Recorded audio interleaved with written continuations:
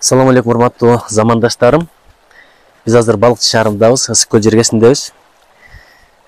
Мүмкүнчүлүктөрү чектелгендердин күнү экен.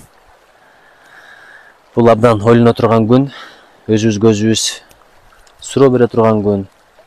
Биздин милдетибиз эмне, адамдык жоопкерчилигибиз эмне?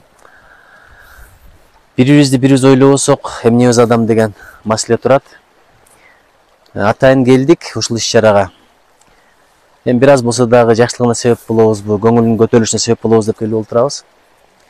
Негизи мүмкүнчүлүктөрү чектелген деген сөз бул баарына эле тиешелүү. Баардыгыбыздын мүмкүнчүлүгүбүз чектелген.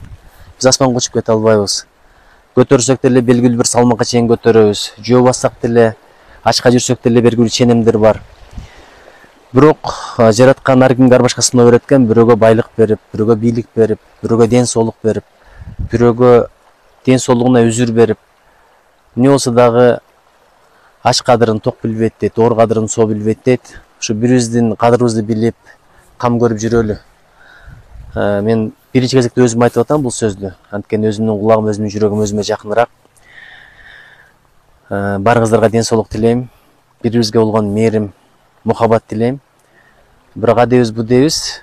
Тарыхта ушундай инсандар болгон, мисалы, Франклин Делано Рузвельт, Американын тарыхындагы эң таасирдүү саясатчы, президент. Американы кандай көтөргөн, ошол киши дагы коляскада жүргөн билесиздер.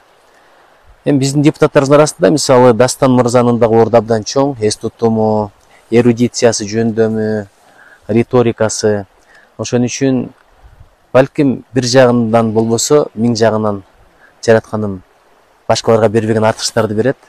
Ошон үчүн көңүлдөрдү шөгөрбөй, бирибизге жакшылык тилеп, аманчылык тилеп, жардам бере берели. Кудайым колдосун. Биздин келечегибиз ынтымакта, биримдикте, бирибизге болгон кайрымдуулукта жана мээримдүүлүктө. Assalamu алейкум.